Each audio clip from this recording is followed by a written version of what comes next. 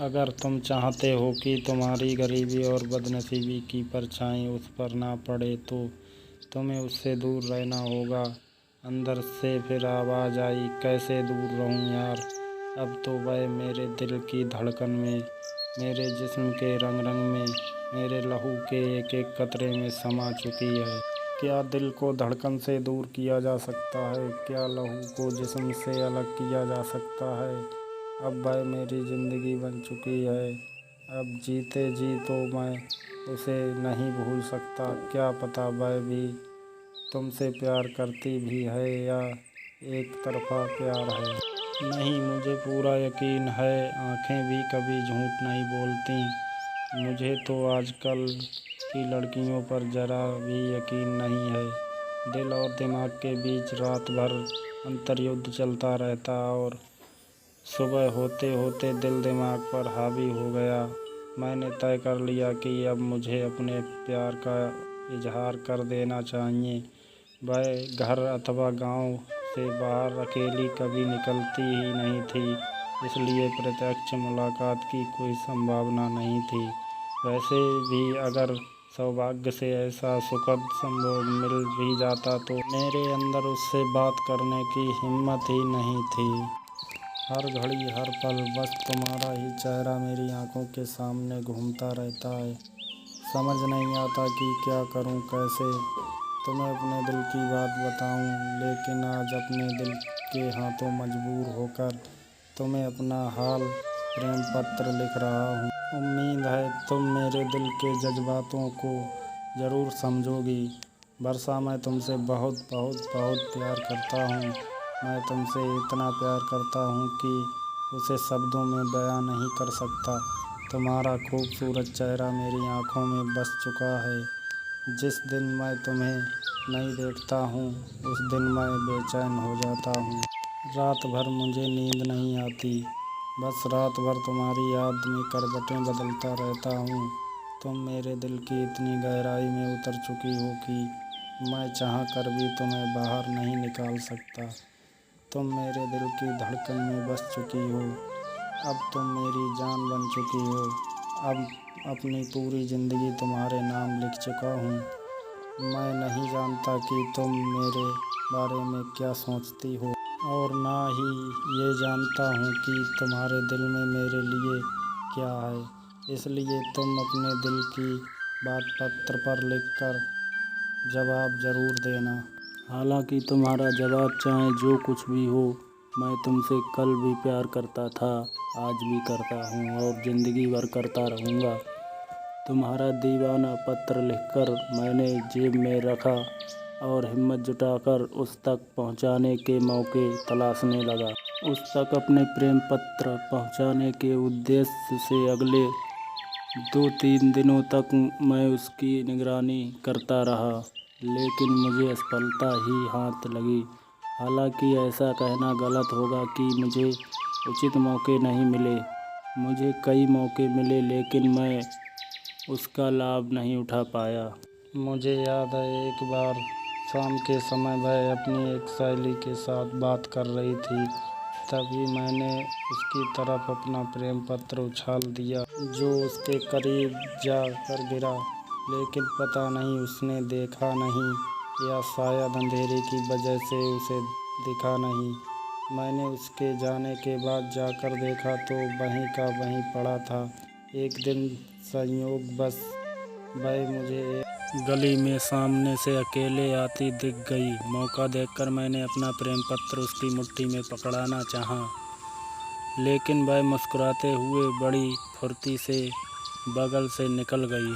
शायद वह समझी कि मैं उसकी कलाई पकड़ना चाहता हूँ। थोड़ी देर के बाद मैं उधर से वापस लौटा तो मुझे देखकर मुस्कुराने लगी। पता नहीं कैसी पागल लड़की से पाला पड़ा है। मैंने अपना माथा पीट लिया। ये लो, इसे अपनी वर्षा को दे देना। एक बार मैंने उसकी एक सहेली को प्रेम पत्र थमाते हुए कहा, ना बाबा ना, मैं इन चक्करों में नहीं पड़ना चाहती। कहते हुए उसने पत्र लेने से इनकार कर दिया।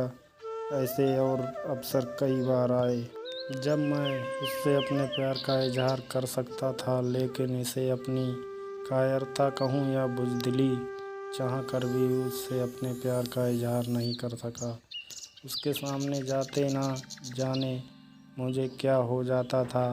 उसके बाद भी ना जाने कितनी दफ़ा मैंने प्रेम पत्र लिखा, लेकिन किसी को उसके अंजाम तक नहीं पहुंच पाया। इसका एक कारण ये भी था कि कहीं ना कहीं मेरे अंदर एक डर भी था कि कहीं वह इनकार ना कर दे और हमेशा के लिए नाराज़ ना हो जाए। मैं किसी भी हाल में उसका साथ खोना नहीं चाहता था। बहरहाल हमारे बीच सामान्यतः जो बातचीत, हंसी मजाक और कभी कभार तकरार होती थी वो जारी रही। मुझे कभी ऐसा लगा कि नहीं कि वह मुझसे अलग है। सुख और दुख में मैं हमेशा उसे अपने साथ पाता था। मुझे आज भी याद है जब एक बार हमारे परिवार के ऊपर मुसीबतों का पहाड़ टूट पड़ा था। सबसे पहले मेरी दादी की डेथ हुई। उसके कुछ दिनों बाद मेरा 6 साल का भाई डायरिया का शिकार हो गया। फिर उसके कुछ ही दिनों बाद मेरी भाभी का देहांत हो गया। आज भी वह दृश्य मेरी आंखों के सामने बार बार घूम जाता है। बरसात का दिन था, रुक रुक कर लगातार बारिश हो रही थी। रात के 11 बजे थे। भाभी का शव एम्बुलेंस से उतरकर द्वार पर रखा हुआ था। सारे पड़ोसी और हितैषी अपने अपने घरों में जाकर सो चुके थे, परंतु वर्षा बड़ी समझदारी का परिचय देते हुए मेरे बिलखते परिजनों को सांत्वना दे रही थी। उसने मेरी माँ और बहनों के साथ मिलकर सुबह तक सारी औपचारिकताओं को पूरा किया। ऐसा लग रहा था कि वह कोई गैर नहीं बल्कि हमारे ही परिवार का एक सदस्य। वह ही कुछ ऐसी कि उसकी प्रीत मेरे निश्चल प्रेम को गहरा होता जा रहा था। किसी ने ठीक ही कहा है कि हर एक दोस्त कमीना होता है। कहने को तो वो मेरे दोस्त थे, लेकिन वे सब कुछ जताते हुए भी उस पर डोरे डालते थे। वह थी ही इतनी खूबसूरत, शौक और चंचल की प्रीत दोस्तों के मन में ईर्ष्या उत्पन्न करने लगी। हालांकि मैंने इन सभी चीज़ों को नज़रअंदाज करके उससे दोस्ती कायम रखी। दरअसल वे सभी लड़के हमारे गांव के क्रिकेट टीम के सदस्य थे और मैं उनका कैप्टन था। मैं नहीं चाहता था कि मेरी टीम बिखर जाए, परंतु एक दिन मुझे पता चला कि मेरे उनमें से कुछ लड़के वर्षा के साथ कुछ गलत करने की योजना बना रहे हैं। तो पानी सर से ऊपर जाता देख मैंने उन्हें खुली चुनौती दे डाली है, किसी की हिम्मत तो कोई उसे छू कर दिखाए। मेरे होते हुए कोई उसे छू भी नहीं सकता। पप्पू और शंभू को छोड़कर सभी लड़के मेरे दुश्मन हो गए। मैंने उनके बॉडीगार्ड की भूमिका संभाल ली और उसे कुछ बताए बगैर साए की तरफ उसके आसपास रहने लगा। रात के 1 बजे तक, जब तक वह सो नहीं जाती, मैं उसके घर के बाहर बैठा रहता था। हमारी टीम टूट गई। मैंने पप्पू और शंभू के साथ कुछ बच्चों के साथ अलग टीम बना ली।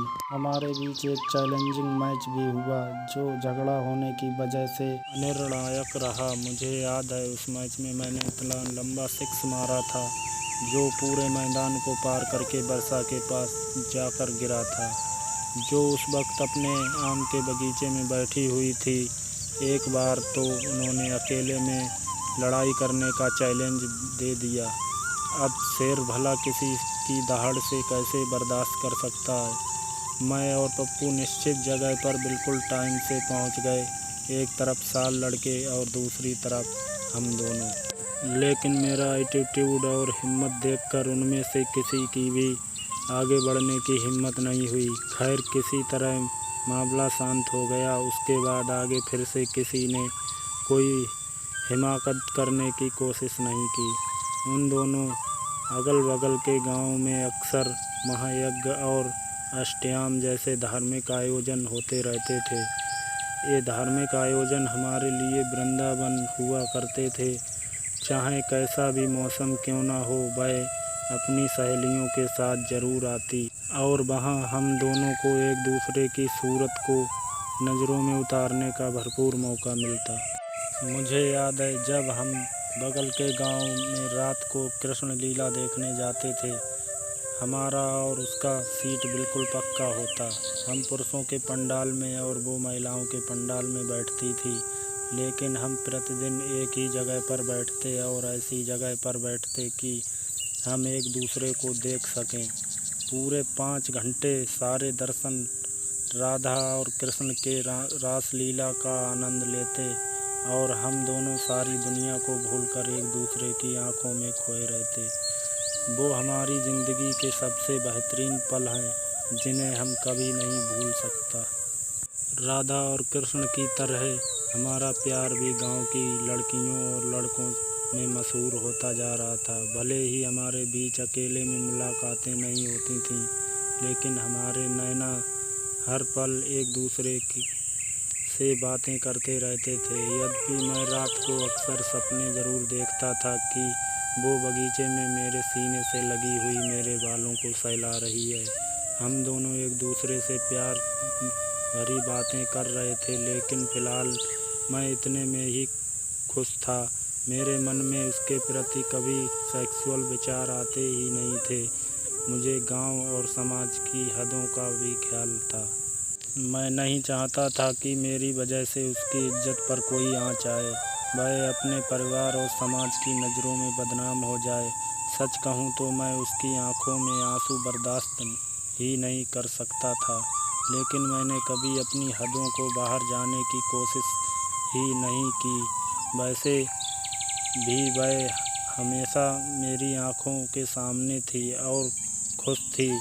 इससे ज़्यादा मुझे और क्या चाहिए था। मुझे ऐसा कभी लगा ही नहीं कि वह कभी मुझसे अलग है अथवा कभी अलग हो सकती है, परंतु होनी को तो कुछ और ही मंजूर था। अगर मुझसे कोई पूछे कि प्यार का सबसे बड़ा दुश्मन कौन है, तो मैं कहूँगा गरीबी। जी हाँ, गरीबी, जो उसके ख्वाबों को चकनाचूर कर देती है, उससे उसकी खुशियों को छीन लेती है और उसे जुदाई के आंसू पीने को मजबूर कर देती है।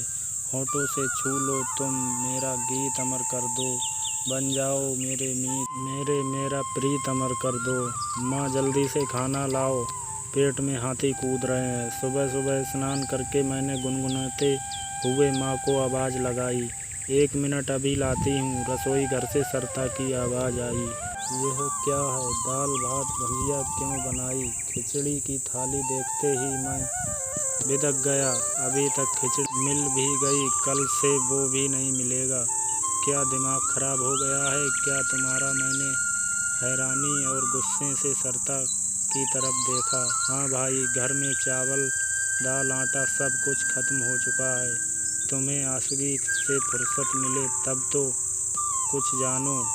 तुम्हें तो घर परिवार से कोई मतलब ही नहीं है, सरता ने व्यंग्यात्मक लहजे में कहा। उसकी बात सुनकर जैसा मेरा ख्वाबों की दुनिया से मोह भंग हुआ। वह ठीक ही कह रही थी। मोहब्बत के समंदर में मैं इस कदर डूब गया था कि जीवन की वास्तविकता से अनजान हो गया था। पता नहीं ये ज़िंदगी मुझे कहाँ लेकर जाएगी।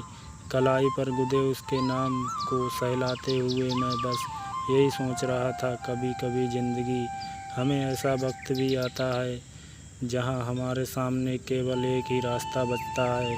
यहाँ भी मेरे सामने केवल एक ही विकल्प बचा था, अपने बिखरते हुए परिवार को बचाना। मुझे कुछ ना कुछ करना ही होगा। शाम को यही सोचते हुए मैं खेतों की तरफ जा रहा था, तभी वह सिर पर घास का गट्ठर लिए सामने से आती दिखाई पड़ी। उसके साथ उसकी 4-5 सहेलियां भी थीं। थोड़ा करीब आने पर मैंने देखा कि उसके दोनों गाल सूजे हुए थे, जिसे वह अपने दुपट्टे से ढकने की नाकाम कोशिश कर रही थी। शायद घास काटते समय ततैये ने काट लिया था। अरे क्या बंदरियों जैसी शक्ल बना रखी है, मैंने उसे छेड़ते हुए कहा। रुको अभी बताती हूँ। एक तरफ घास का गट्ठर फेंकते हुए वह मेरे ऊपर झपटी, परंतु मैं तो पहले से ही भागने के लिए तैयार था। कुछ दूर जाकर बंदर की तरह मुंह फुलाकर उसे फिर से चिढ़ाया। आज के बाद जो कभी मिल गए तो जान से मार दूंगी। उसके मुस्कुराते हुए हंसिया दिखाया। फिर अगले 2-3 दिनों तक वह मुझसे चिढ़ी रही। अगर मैं उसकी तरफ देखकर मुस्कुराता तो वह मुँह पिचका लेती। ये हमारे लिए कोई नई बात नहीं थी। गुस्से में वह बहुत प्यारी लगती थी।